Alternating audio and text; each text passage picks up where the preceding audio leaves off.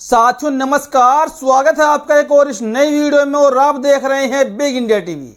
देश में 2024 का लोकसभा चुनाव बेहद करीब है और देश में बनने वाला है नया प्रधानमंत्री। साथियों देश में मामला इस बार त्रिकोणीय होने वाला है। साथियों आप जानते हैं कि देश में दो बड़े गठबंधन बने हुए हैं, एक इंडिया नाम का, एक एनडीए नाम का। और इन दोनों गठबंधन से अलग साथियों बसपा का हाथी निकल चुका है 2024 के लक्ष्य को भेदने के लिए।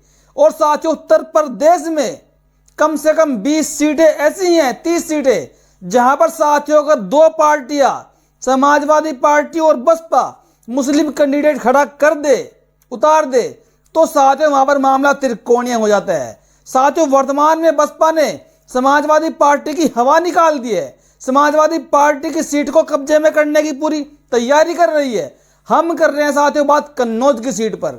साथियों कन्नौज की सीट पर साथियों आपको बताऊं 1998 से लेकर 2019 तक समाजवादी पार्टी का कब्जा रहा, लेकिन साथियों 2019 के लोकसभा चुनाव में इस सीट को भाजपा ने जीत लिया। और साथियों इस बार समाजवादी पार्टी को झटका देने के लिए और भाजपा को झटका देने के लिए बहुजन समाज पार्टी ने कन्नौज की सीट पर अकील अहमद को प्रत्याशी बना दिया। साथियों अकील अहमद वही अकील अहमद है जो अब से कुछ दिन पहले तक समाजवादी पार्टी में हुआ करते थे। बीएसपी ने झटका दिया उनके नेता को छीनकर, और फिर उसके बाद समाजवादी पार्टी के प्रत्याशी अखिलेश यादव जो कन्नौज की सीट पर बने हुए हैं, उन्हीं के सामने उन्हीं की पार्टी के नेताओं को समाजवादी पार्टी से निकालकर उन्हीं के सामने प्रत्याशी बना दिया मुस्लिम समाज के व्यक्ति अकील अहमद को।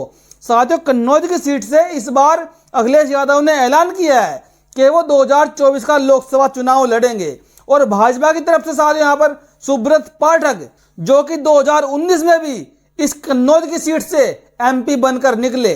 लेकिन साथियों मामला यहाँ पर त्रिकोणीय इसलिए हो गया क्योंकि समाजवादी पार्टी का जो मुस्लिम कोर वोटर है वो कन्नौज की सीट पर फिक्स लगता है एक प्रकार से। और इस बार जो अकील अहमद है, अकील अहमद की भी साथियों कन्नौज की सीट पर अच्छी खासी पकड़ बताई जा रही है। साथियों वैसे तो मैं आपको बताऊं लगभग साथियों 10 से 11 सीटों पर बहुजन समाज पार्टी ने अपने मुस्लिम प्रत्याशियों को घोषित कर दिया है, जैसे कि साथियों सहारनपुर की सीट, मुरादाबाद की सीट, अमरोहा की सीट, मेरठ की सीट, संभल की सीट, बरेली की सीट, आजमगढ़ की सीट और साथियों अंबेडकर नगर की सीट।